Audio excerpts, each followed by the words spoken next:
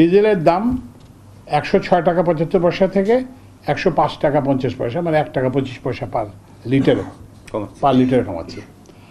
অকটেনের দাম 131 টাকা থেকে 125 টাকা, মানে 6 টাকা কমাচ্ছে। পেট্রোলের দাম 127 টাকা থেকে 121 টাকা, সেটাও 6 টাকা কমাচ্ছে। তো আপনারা বলতে পারেন যে অকটেন পেট্রোল এগুলো তো মানে বড় লোকরা ব্যবহার করে, তো এদেরটা 6 টাকা কমালে এটার কারণ হচ্ছে কি যে এগুলোর পরিমাণ খুব কম, তো ওই জন্য এটা কমালে এটা খুব একটা ইম্প্যাক্ট হয়। কিন্তু ওখানে ওই 1 টাকা 25 পয়সা কমাতে আমাদের যান বেড়ে গেছে আর কি। তো আমরা আরও চেষ্টা করব।